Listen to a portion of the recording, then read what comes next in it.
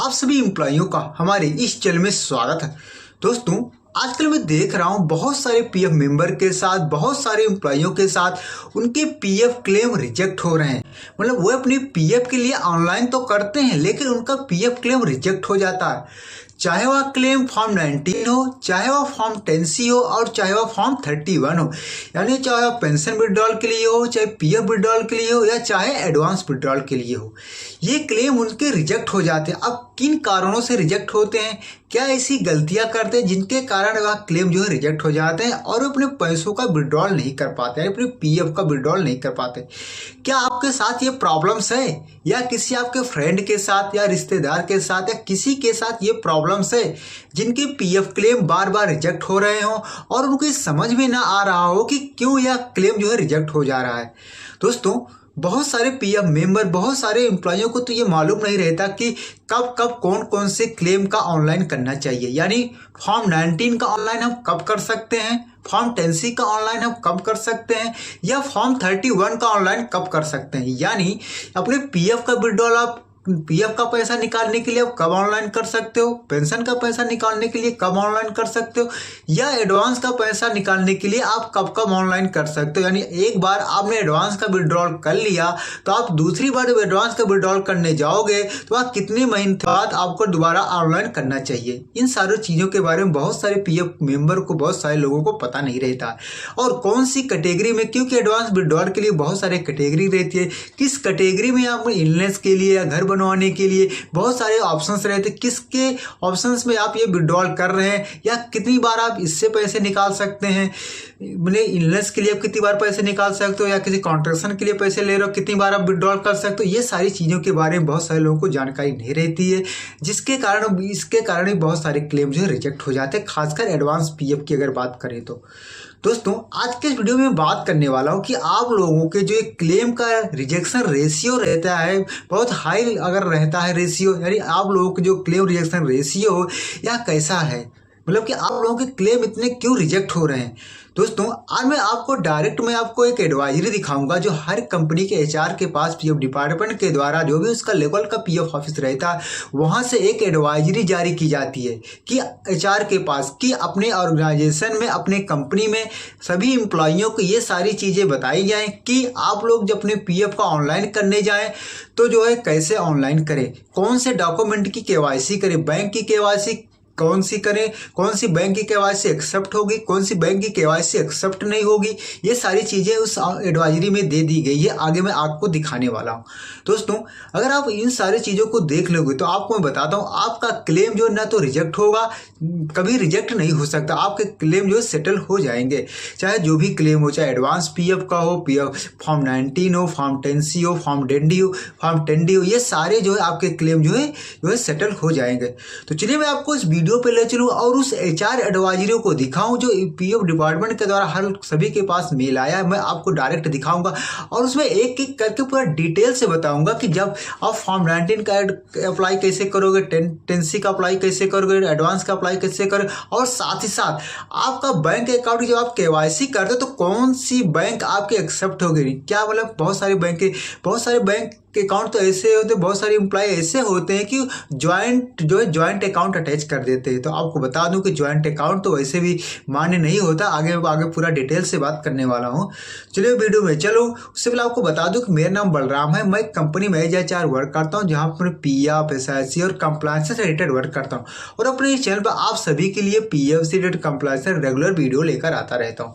दोस्तों, मैं आपको बता दूं मैं अपने इस चैनल पर जॉब वैकेंसी से रिलेटेड भी वीडियो लेकर आता रहता हूँ। यदि हमारे किसी पीएफ मेंबर के साथ कोई जॉब चेंज करना चाहता है या जो है जॉब सर्च कर रहा तो मैं अपने चैनल पे जॉब वैकेंसी पर भी वीडियो लेकर आता रहता हूं।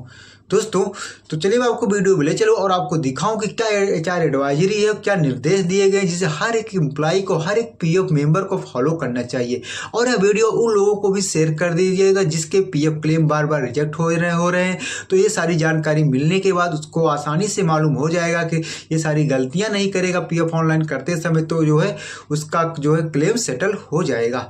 दोस्तों, मैं आपको बता दूं मैं दिन में ऑफिस के आने के बाद रात के 8, 9, 10, 12 बजे तक आप लोगों के लिए वीडियो बनाता रहता हूं जिससे हमारे सभी पीएफ मेंबर को, सभी एम्प्लॉइयों को update day by day update रहे पीएफ स्टेटस, यानी पीएफ में डे बाय डे अगर कोई नया अपडेट आता है या किसी मेंबर के साथ कोई प्रॉब्लम्स आती रहती है, क्योंकि मैं देखता हूँ हमारे पास बहुत सारे एम्प्लॉय या हमारे एम्प्लॉय कई अदर काम किए हुए बहुत सारे एम्प्लॉय जाते हैं, उनके साथ भी बहुत सारे अलग अलग के सवाल रहते हैं, बहुत सारी प्रॉब्लम्स रहती है। अगर वो प्रॉब्लम उन लोगों के साथ है, मैं चाहता हूँ कि ये प्रॉब्लम अगर इस एम्प्लॉय के साथ ही पीएफ मेंबर के साथ आई तो हमारे बहुत सारे पीएफ मेंबर ऐसे होंगे जिनके साथ भी ये प्रॉब्लम्स आ रही होगी, तो मैं उसका सॉल्यूशन ढूंढता हूँ। सॉल्यूशन को का उसका सोल्यूशन मैं आप लोगों को भी बताना चाहता हूँ, मतलब आप लोगों के लिए मैं चैनल पर लेकर आ जाता हूँ कि अगर ऐसे बहुत सारे लोग होंगे तो इसका सोल्यूशन इस प्रकार से होगा। तो दोस्तों चलिए मैं वीडियो पे अब ले चलो और आपको बताऊं कि क्या एचआर एडवाइजरी है और क्या आपको फॉलो करना चाहिए। अगर वीडियो पसंद आए तो वीडियो को लाइक शेयर और सब्सक्राइब भी कर दीजिएगा। मेल के जरिए मैं आपको दिखाऊंगा और बताऊंगा क्लेम रिजेक्शन के बारे में। आप देख सकते हैं advisory note for employ HR official of establishment, यानी हर एक कंपनी के एचआर डिपार्टमेंट को या पीएफ डिपार्टमेंट की तरफ मेल किया गया होगा कि अपने एम्प्लॉइयों को, अपने कर्मचारियों को इस एडवाइजरी के बारे में बताइए, क्लेम रिजेक्शन ज़्यादा से ज़्यादा रोका जा सके। इसके बारे में आप बताइए कि क्लेम कैसे ऑनलाइन करें, कब कब करें, उसके बारे में बताया जा रहा है। आपको पूरा डिटेल्स आपको बताने वाला हूँ। आप देख सकते हैं जहाँ पर लिखा है reason of rejection, high rejection ratio in claim form in normal cases. Normal cases में क्लेम क्यों रिजेक्ट हो जाते, क्या क्या रीजन्स रहते हैं उसके बारे में आप देख सकते हैं। क्या क्या एलिजिबिलिटी होनी चाहिए वो अभी आप यहाँ पर सारा मेंशन किया गया हो। आप जो है देख सकते हैं, यहाँ पर आप देख भी सकते हैं। मैं आपको एक एक करके आपको बता रहा हूँ। All member already taken the benefits, कौन कौन से बेनिफिट ले सकते हो वो भी आप देख सकते हैं। Member of not eligible for the benefit but still filled in the claim form for the date benefit, कौन कौन से बेनिफिट्स आप ले सकते हैं आप देख सकते हैं। जिसमें लिखा है फॉर्म 10C का आप कब अप्लाई कर सकते हैं, यानी फॉर्म 10C पेंशन के लिए कब अप्लाई कर सकते हैं। इसमें लिखा गया है कि एलिजिबल सर्विस देन 6 मंथ और देन 9 ईयर्स, मतलब 6 मंथ्स के बाद आप फॉर्म दो पेंशन के लिए अप्लाई कर सकते हैं। या 9 ईयर साढ़े 9 ईयर के अगर आफ्टर हो जाता है, बाद हो जाता है, आप उसका पेंशन के लिए हकदार हो जाते हैं, तो आप पेंशन के लिए उसके बाद हकदार हो जाते हैं। लेकिन अब उसके बाद बहुत सारी डिटेल लिखा फॉर्म 10C के बाद फिर फॉर्म 19 के लिए भी बताया गया आप कब अप्लाई कर सकते हैं। फिर आप देखते हैं फॉर्म 31 के लिए आप कब एलिजिबल होते हैं। फिर यहाँ पर लिखा फॉर्म 31 लिखा गया फॉर्म 31 जो एडवांस पे आप अप्लाई करते हो, वहाँ पर क्या दिखाया जा रहा है फॉर्म 31 या exit date of shut down of efficient service for selected the advance of efficient balance of PF member account of employ. यदि आपके जो भी फॉर्म 31 का एडवांस है तभी अप्लाई कर सकते, जब आपके पीएफ अकाउंट में आपका बैलेंस हो तभी आप जो है अप्लाई करिए। उसके बारे में यहाँ पर अब बताया जा रहा है कि फॉर्म, उसके बाद फॉर्म 20, फॉर्म 5, फॉर्म 10D ये सारे जो होते हैं जो है डेथ केसेस के लिए होते हैं। उसके बाद यहाँ पर लिखा गया बैंक अकाउंट रिलेटेड प्रॉब्लम, आपके बैंक अकाउंट रिलेटेड क्या प्रॉब्लम हो सकती है वो भी आप देख सकते हैं। यहाँ पर जो भी रीजन से आपको दिखाई दे रहा है आपको कौन कौन से बैंक आपको अपलोड करने चाहिए, चेक के साथ क्या आप जब चेक अपलोड कर रहे हैं चेक में आपका नाम प्रिंटेड है या नहीं ये भी आप शेयर कर लीजिए, तभी आपने चेक को या बैंक पासबुक को आप अपलोड करिए। ज्वाइंट अकाउंट को आपको कभी अपलोड नहीं करना है। आप देख सकते दो लोगों का एक साथ अकाउंट खुल रहा था, बहुत सारे लोग उसको अप्लाई कर देते, लेकिन उससे आपको अपलोड नहीं करना है। यहाँ पर देख सकते हैं जनरल रीजन ऑफ जो क्लेम रिजेक्शन, कौन कौन से जनरल रीजन होते हैं, नॉर्मल केसेस कौन होते हैं, केवाईसी मिसमैच के कारण क्या होते हैं आप देख सकते हैं। इसमें लिखा है केवाईसी मिसमैच, जहाँ पर member name, father name, surname, date of birth differ, ये सारे उसके रीजन होते हैं रिजेक्शन के कारण।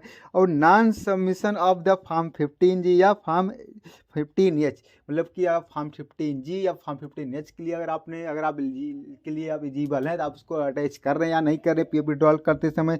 उसके बाद सर्विस ओवरलैप्स का भी बहुत सारे केसेज आते हैं कि बहुत लोगों के क्लेम जो है सर्विस ओवरलैप्स का रिजेक्ट हो जाते हैं। जैसे सर्विस ओवरलैप्स की बात करें तो डेट ऑफ एग्जिट और डेट ऑफ ज्वाइनिंग अगर किसी कंपनी में डिफर हो जाता है, मिसमैच हो जाता है, उसके कारण क्लेम रिजेक्शन हो जाते हैं।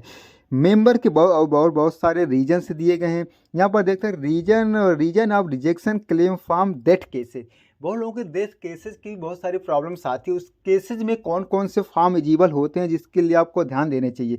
यहाँ पर लिखा गया not eligible for the benefit but still the fit of claim form the benefit form 20, form 5 if then form 10D death cases के लिए। डेथ केसेस का अगर कोई किसी के साथ कोई ऐसी प्रॉब्लम है तो कौन कौन से फॉर्म लगने चाहिए, जहाँ पर लिखा फॉर्म 10D डेथ क्लेम के लिए होता है। आप जैसा कि आप लोग जानते भी होंगे उनमें क्या रहता है, आपका date of birth certificate of pension content form 10D के लिए लेना रखना होता है।